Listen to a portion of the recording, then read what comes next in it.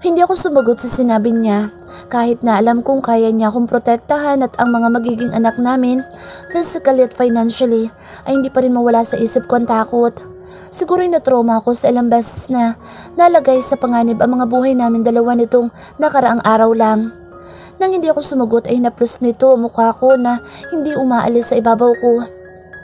Hindi ko kayang hindi ka angkinin sa bawat gabi na magkasama tayong dalawa. Love, mababaliw ako. Bulong niyang sabi sa akin. Ginagamit na naman niya sa akin ang pagiging soft-spoken nito kapag kaming dalawa lang na nagre-resulta ng pagsuko ko sa kanya. Savior, may ina ko ring tawag sa kanya. Can I own you tonight, love? Malambing nitong tanong sa akin at ang bawat takot na sumusundot sa puso ko ay unti-unting naglalaho kapag siya ang kasama ko. Pinaparamdam niya sa akin na ang pagmamahal namin sa isa't isa ay sapat na para maniwala ako magiging maayos ang lahat. At ang pag-aplos ko sa kanyang gwapong mukha ang naging simula upang maramdaman niya ang pagsang-ayon ko sa gusto nitong mangyari. I love you, Xavier Montefalco. Mahal na mahal kita. Sinugod niya ako ng halik. Isang halik na tuluyang nagpagiba ng timpla ng katawan ko. Habang nasa ibabaw ko siya. Mula doon ay buong puso kong pinaubay ang katawan at puso ko sa kanya. At handa kong gawin iyon ng paulit-ulit para sa kanya. Gumising ako kinabukasan na mag-isa na lang sa kama. Hindi ko alam kung anong oras na kaya unti-unti akong bumangon para silipin ang labas mula sa sheer curtains ng balcony ng kwarto ni Xavier. Mataas na ang araw at sa palagay ko ay nasarapan na naman ako na matulog. Dahil sa pagod kagabi, lalo na't hindi na naman tumigil si Xavier hanggang hindi nito nagagawa ang gusto. Napangiti ako nang maalala ko ang mga pinagsaluhan namin na mga sandali na talaga nagbibigay sa akin ng kakaibang saya sa araw-araw, simula na magsama na kaming dalawa sa iisang bahay. Hindi ko napigilang mapaisip kung posible kayang may nabuo na sa pagniniig namin ng maraming beses. Parang may kung anong kaba ang kumurot sa dibdib ko pero nawala din ito pagdaka nang maisip ko kung ano magiging reaksyon ng Xavier ko sakaling magkakaanak na nga kami. Hinimas ko ang pipis kuntiyan na para bang ini-imagine kong katulad ni Nicole ay may experience ko na rin na maging isang ina katulad nito. Mahilig ako sa mga bata kaya pakiramdam ko ay kung magkakaanak na kami ni Xavier ay paniguradong aalagaan ko siya ng buong buo kasama ang daddy nito. Ilang minuto ang tinagal ko sa paliligo at paggayak bago ako bumaba at kumain ng umagahan. Bigla ako nagutom nang maalala ko ang sinangag na mainit at pritong itlog at daing na bangus. Naglaway ako nang maisip ko kung gaano kasarap ang sausawan na kamatis at sibuyas kasama ito. Nagmamadali akong bumaba para tumungo sa kusina. Hindi ko alam kung sino madadatnan ko doon nakatulong pero kung wala ay willing naman ako magluto para lang masatisfied ang tiyan ko sa mga pagkain bigla kong gustong kainin. Nasa dulo na ako ng hagdanan ng malaking mansyon ng mga Montefalco nang biglang bumukas ang granding entrance door nito at iniluwas si Hazel. Kusang nag-iba ang timpla ng pakiramdam ko nang makita ko siya sa mismong bahay ng mga magulang ni Xavier. Marahil ay nagpupunta na ito dati pa sa mansyon dahil base sa pagkukwento ni Xavier sa akin ay matalik daw na magkaibigan ng mga ito. Alam kong wala naman akong dapat na ipagngit-ngit dito dahil nilinaw naman ito na magkaibigan lang ang mga ito. Pero hindi ko pa rin maiwasan na magselos ng todo sa babaeng nasa harap ko ngayon. Maganda, sopistikada at kilala sa lipunan nito. Sino ba naman ang hindi may intimidate kung ganitong uri ng babae ang umaaligid sa lalaking pagmamayari ko? Nagkunwari akong masaya sa harap nito nang makita ko siyang lumakad papalapit sa pwesto ko.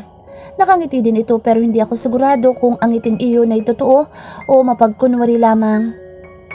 Totoo palang nabalitaan ko na nag-uwi na pala ng babae sa mansyon ng mga Montefalco sa Xavier. Bungad itong sabi sa akin na ikinagulat ko naman.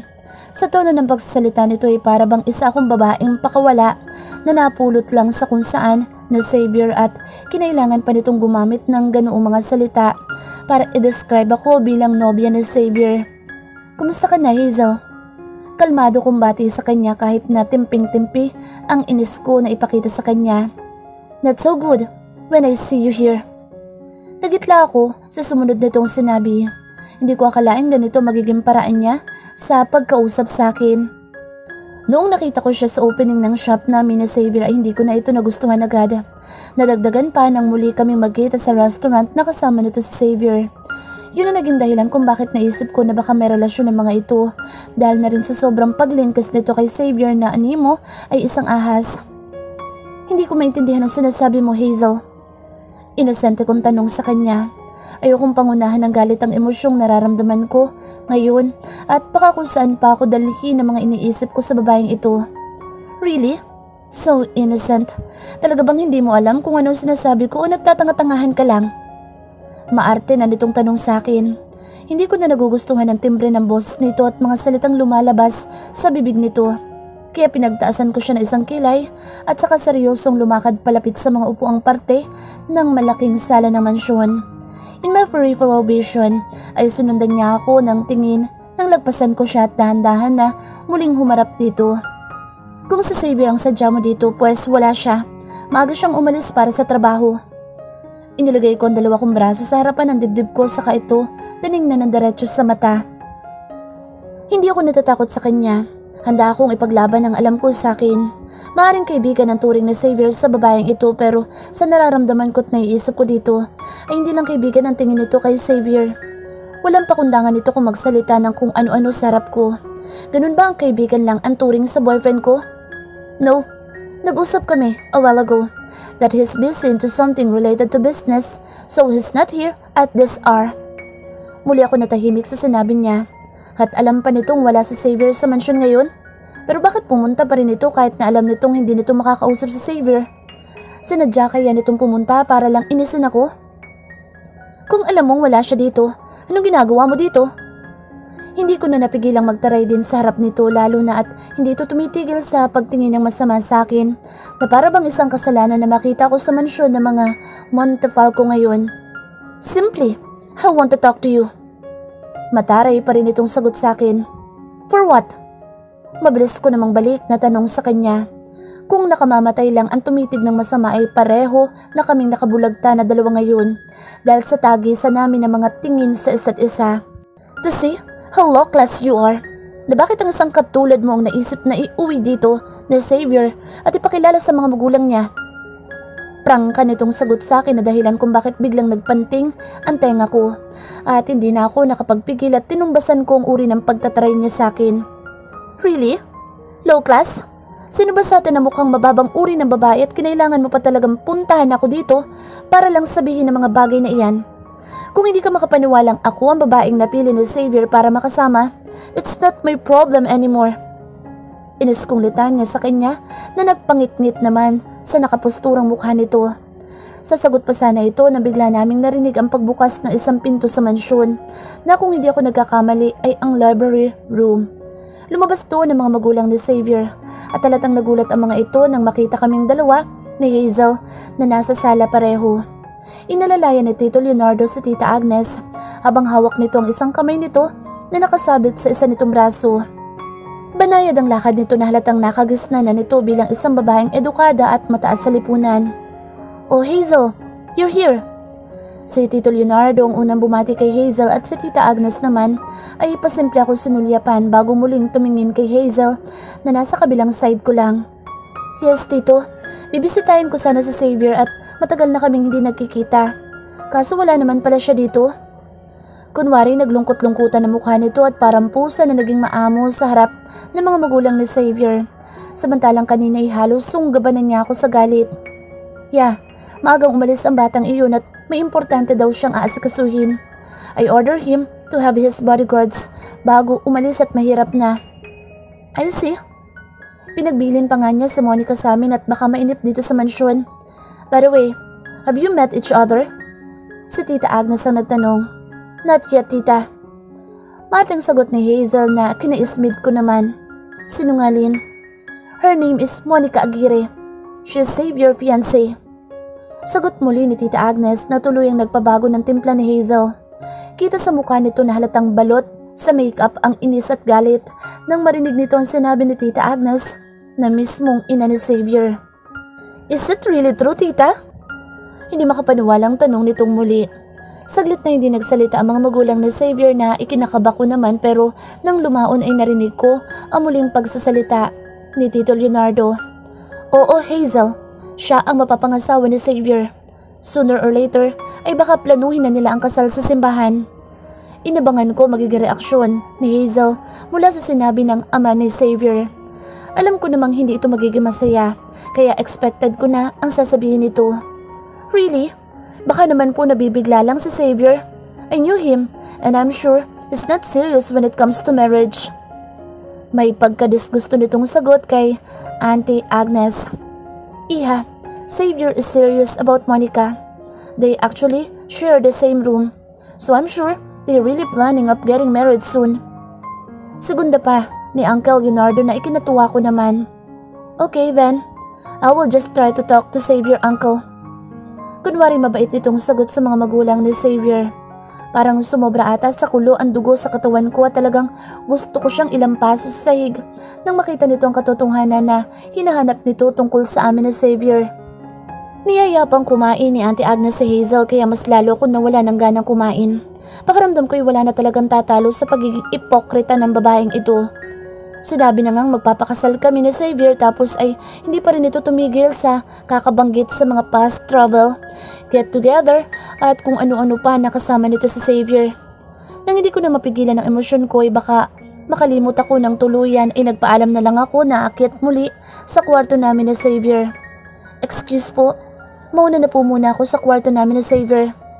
In-emphasize ko talaga ang salitang kwarto namin ni Xavier nang kahit papano ay makabawi ako sa inis na idinulot nito sa akin ngayong umaga. Naintindihan naman ako ng mga magulang ni Xavier at sumang-ayon ng mga ito na magpahinga muna ako sa kwarto. Si Hazel naman ay nanatiling nakatingin lang sa akin na parang gusto kong patayin sa mga titig nito. Hindi ko na inabala pa ang sarili kong pansinin nito o titigan man lang ng matagal dahil ayokong magbukang insecure sa kanya. Ako ang present ni Xavier. Ako ang mahal niya at pinakaimportante ay pakakasalan niya ako.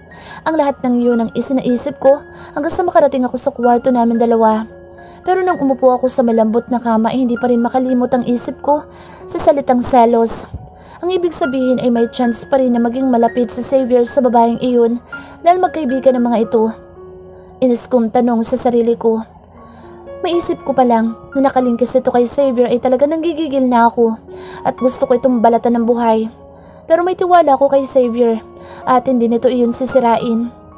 Maghapon kong tiniis na hindi i-text si Xavier. Nagkulong lang ako maghapon sa kwarto. Dinalhan lang ako ng pagkain ng mga katulong at nagsabing kung may kailangan ako ay tumawag lang ako agad para madala ng mga itong gusto ko. Pati ang buo kong katawan ay nahawa sa kalungkutan na nararamdaman ng puso ko. Tamad na tamad akong gumalaw at bumangon. Maskang gumamit ng cellphone ay kinatamaran ko na rin pero naisip ko bigla ang mga magulang ko at kapatid ko. Sinubukan kong tawagan ang number nila mommy at daddy, pati na ang kay Michael pero unattended naman lahat. Hindi ko tuloy alam kung saan sila pansamantalang tumutuloy ngayon. Ayaw namang sabihin ni Xavier sa akin ng tungkol sa problema nila dahil para hindi daw ako ma-stress. Paano ko matutulungan sila mommy kung hindi ko alam kung nasan sila ngayon?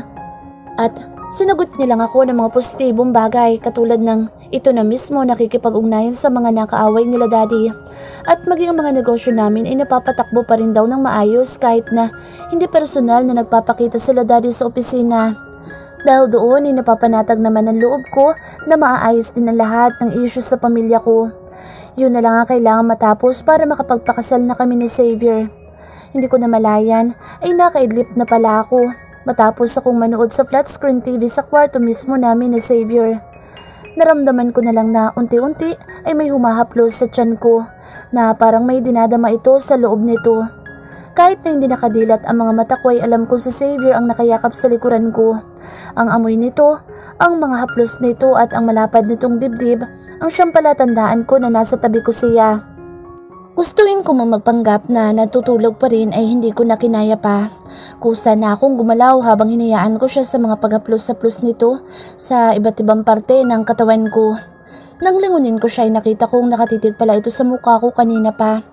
Nagtama ang mga mata namin at hindi ko napigilan na matameme sa gwapo nitong mukha. Kakayanin ko kayang mabuhay na wala siya sa tabi ko matapos ng lahat ng pinagdaanan namin?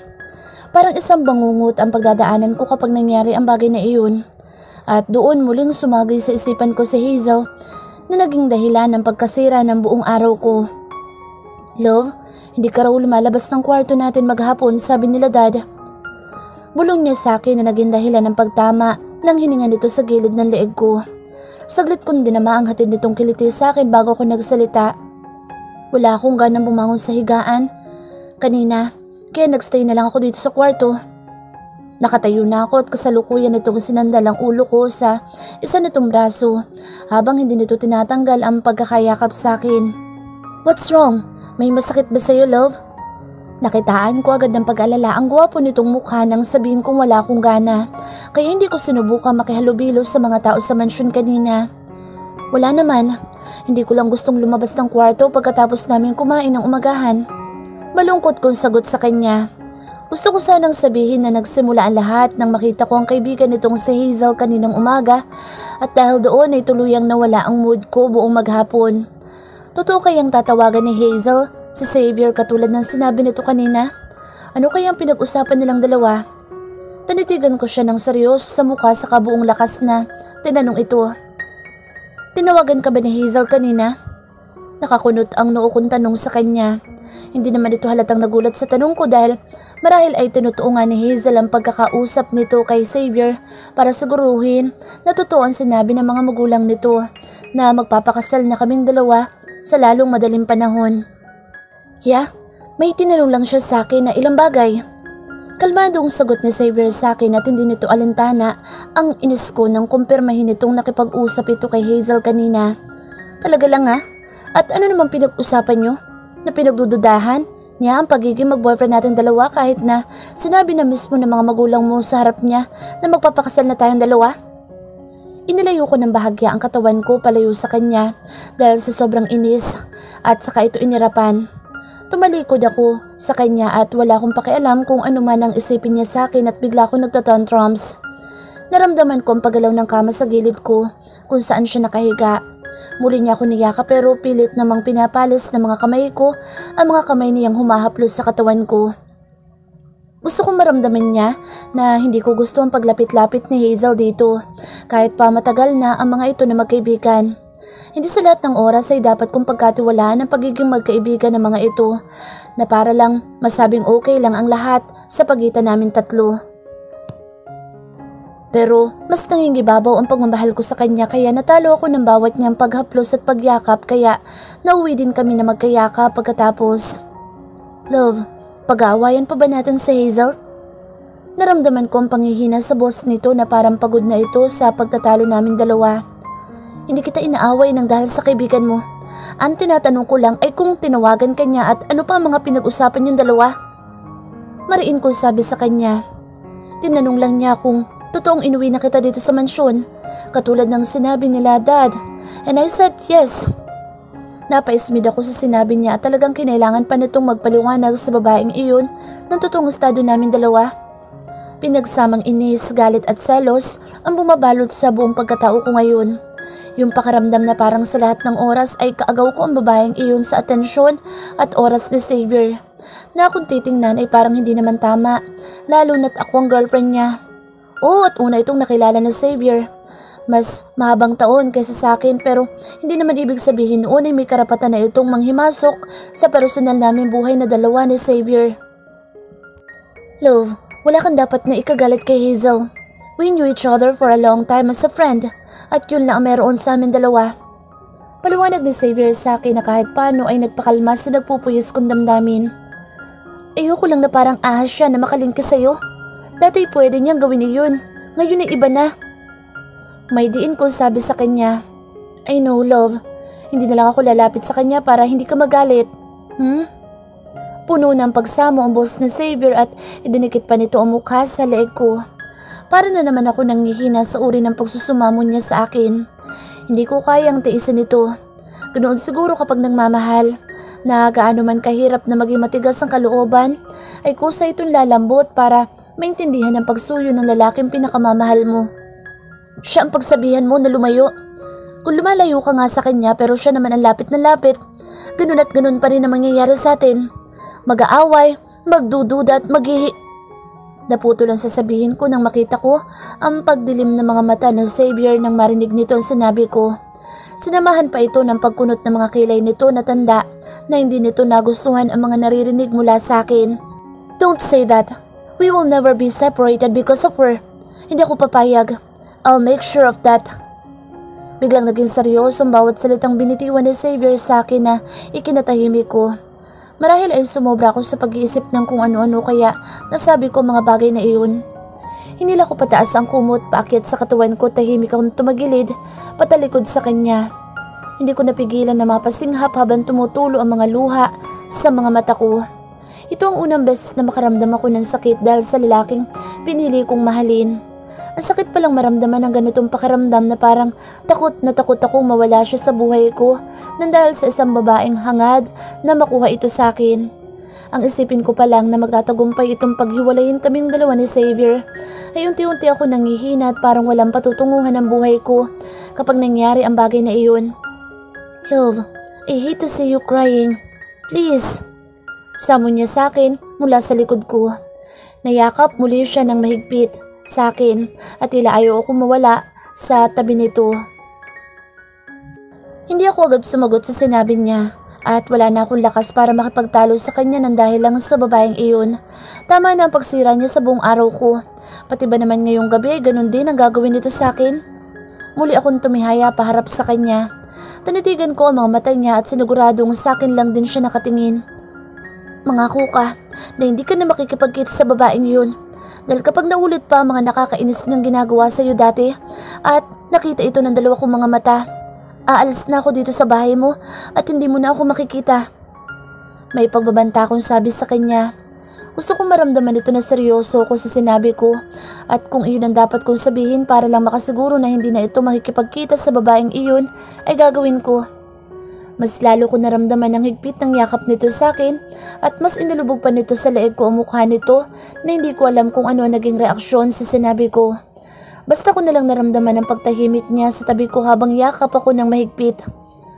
Huwag mo kong iiwan, love, please. Hindi ko kayang wala ka sa tabi ko, sa buhay ko. Malungkot nitong sabi sa akin. Mas naramdaman ko ang lungkot sa boss nito nang magsalita ito. Para itong biglang natakot at natahimik na lang nang marinig nito ang banta ko. Love, answer me please. Huwag mo kong iiwan. I'll talk to her so she will never be in my life again. Ikaw lang ang importante sa buhay ko. Ikaw lang, walang iba. Para naman ako nakonsensya sa narinig kong sagot niya sa akin. Sumobra ba ako nang sabihin kong iiwan ko siya kapag patuloy itong nakipagkita kay Hazel? Hindi ko na napigilan at hinaplos ko ang gwapo nitong mukha na nakasandal sa balikat ko habang nakadikit ang mga labi nito sa gawing leeg ko. Basta, layuan mo ang babaeng yun dahil kung hindi, ay hindi ako magdadalawang isip na iwan ka. Ayokong palagi ko maramdaman ang ganitong selo, Xavier. Nakakamatay ang ganitong pakiramdam, alam mo ba yun? Seryoso ko ring sabi sa kanya. Gusto ko na magkaliwanagan kaming dalawa tungkol kay Hazel at kung ano ang dapat nitong gawin para maging maayos ang takbo ng relasyon namin dalawa. Lalo na at nagsisimula pa lang kaming bumuo ng mga memories na magkasama kaming dalawa. Yes, love. Promise, hindi na ako lalapit sa kanya o kahit siya kung yun ang gusto mo. Napatango na lang ako sa sinabi niya at hindi ko na rin napigilan na mapayakap sa kanya matapos namin magkasundong dalawa tungkol kay Hazel. Masasabi ko na maganda ang ganitong paraan namin para isolve ang mga problemang nararanasan namin ngayon. Kung hindi kami nag-usap ng sarilinan ay marahil na galit pa rin ako sa kanya at salos na salos pa rin ako kay Hazel. Pero dahil sa mga sinabi niya ay naging panatag ang kalooban ko. Na higit kanino man, alam kong hindi niya ako kayang lokohin o ipagpalit. Nagtitiwala ako sa kanya. Gaya nung kung paano ako nagtiwala sa kanya nang ilang beses niya akong iniligtas sa kapahamakan. Sinulit namin ang sandali na magkayakap at hindi nagtagal ay sinakop niya mga labi ko para halikan ng mariin. Kung hindi ko pa sinabing nagugutom ako dahil sa naging pagtulog ko kanina, ay baka hindi pa niya mabitawan ang mga labi ko. Mamaya daw siya babawing gabi, kaya kailangan na kumain kami ng marami sa hapunan. Pabiro nitong bulong nang sabay kaming bumaba sa kusina para kumain. Lumipas ang 1 linggo at nagpatuloy ako nakatira sa bahay ng mga magulang ni Xavier. Hindi ko nakitang nag-iba ang tingin nila sa akin simula nang iuwi ako ni Xavier sa mansyon. Palagi nila akong tinatanong kung anong gusto kong gawin sa araw-araw para naman hindi ako masyadong mabored. Hindi ko naman naramdaman ang ganoong pakiramdam dahil palagi akong nililibang ni Manang Fe at ng ibang mga katulong sa mansyon. Minsan ay naisipan ko ring tanungin si Xavier kung pwede na akong bumalik sa pagmamanage ng shop namin na 2 na naiwan ko nang pumunta kami sa Kalinga. Pero hindi pa niya ako pinayagan. Natatakot daw siya na baka maulit ang nangyari dati sa shop kung saan ay may pumasok na isang masamang lalaki. Nakalaunan ay nalaman naming isa sa mga empleyado ng kumpanya nila Daddy na nagtanim ng galit hanggang sa mamatay ito sa isang aksidente sa Kalinga na ito mismo ang may kagagawan. Simula na mangyaring aksidenteng iyon ay natahimik ng konti ang takot ko, pero nalulungkot pa rin ako hanggang ngayon at ganoon ang kinahantungan ng taong iyon. Hindi lang ang buhay nito na sayang nang dahil sa galit nito sa mga magulang ko, pero maging ang mga kasamahan nito sa union na binuo ng mga ito na ngayon ay kasalukuyan ng hinahanap ng mga pulis. Naging isang grupo na ito ng mga masasamang tao at hindi lang basta mga samahan ng mga manggagawa dahil handa nang pumatay ang mga ito. Makapaghiganti lang ang mga ito sa pamilya ko. Ang mas kinakatakot ko pa ay maaaring gawin na lumwelat ng tito nito para manduhan ang mga taong naging bulag sa galit at ginamit ng mga ito ang galit na iyon para lusunin ang mga isipan nila. Saglit kong tiningnan ang hawak kong halaman na tinatanim ko sa garden ng bianan kong babae. "Kumusta pala ang pamilya mo, Monica?" Tanong sa akin ni Auntie Agnes. Actually, hindi ko alam ang eksaktong isasagot sa kanya dahil hindi na ako hinahayaan na makialam pa ni Xavier sa issue ng problema namin. Kahit ang sabihin ko nasaan sila Daddy ngayon ay ayaw niyang sabihin at baka daw hindi ako makapagpigil at puntahan ko sila. At mangyari na naman ang pagsunod sa amin ng ilang kalalakihan na nauwi nga sa pagpapaulan ng bala sa kotseng sinasakyan ko. Inintindi ko na lang ang mga desisyon ni Xavier dahil alam kong para sa ikabubuti naman ng relasyon ng pamilya namin ang mga ginagawa nito. Hindi ko po alam kung saan sila naglalagay na safe house ngayon, tita. Biglang napalingon si Auntie Agnes sa sinabi ko. Kailan mo ba kami matututunan na tawaging mama at papa ng asawa ko? Nagsasama na kayong 2 ng anak ko sa isang kwarto, kaya natural na ituring ka na naming anak at asawa ng bunso namin, hindi ba? Seryoso nitong sabi sa akin. Bahagya naman ako natahimik at nag-alangan na magsalita dahil sa sinabi niya. Hindi pa lang po siguro ako sanay na may iba akong tinatawag na mama o papa maliban sa mga magulang ko. Pasensya na po, mama. Nahihiya akong sagot sa kanya. It's okay, masasanay ka din. Ganyan din ang mga ate Hailey mo at si Nicole na kaibigan mo noong unang tumuntong dun sila dito sa mansyon. But now, they are both feel at home kapag nagkikita kami o umuwi sila dito sa mansyon. Napatango na lang ako sa kwento niya at muli ako nagsalita. Hindi ka ba kinakausap ni Xavier tungkol sa mga magulang mo? Muli nitong tanong sa akin. Kinakausap naman po, mama. Kaya lang po ay ayaw niyang mag-alala pa ako sa problema nila mommy at inaayos na daw po ng mga pulis ang problema sa mga taong nagbabalak ng masama sa kanila. Kapag nahuli na raw po ang mga taong iyon ay pwede nang bumalik sila mommy sa bahay at iayos ang iba pang bagay sa kumpanya namin. Ito naman ang napatango sa kwento ko. Unti-unti ay nakakapalagayan ko siya ng loob. Ganito pala ang pakiramdam na may mga bianan at nakatira kami sa poder ng mga ito. Palagi akong kailangan kumilos ng pino dahil ayokong may masabi ang mga ito sa akin at maging mitsa pa iyon nang hindi namin pagkakaintindihan. Pati ang bianan kong lalaki na si Papa Leonardo ay masasabi kong mabait din. He even asked me about my plans about my wedding with his son. Wala daw kaming dapat naintindihin kapag dumating ang time na magpapakasal na kami ni Xavier na ikinatuwa ko naman. Sa estado naman ng buhay ng mga ito ay malamang na hindi pumayag ang mga ito na hindi malaman ng ibang tao ang pagpapakasal ng bunso nitong anak. They are Montefalcos anyway. At bigla ko naisip si Nicole na balak na rin siguro magpakasal sa simbahan kung hindi lang nangyari ang aksidenteng kinasangkutan ni Liza at ng mga tauhan nito matapos na kidnapin si Nicole sa sariling bahay na mag-asawa. If you need anything, don't hesitate to tell us. Okay, Iha? Your husband is busy nowadays and he always tells us we should accompany you in whatever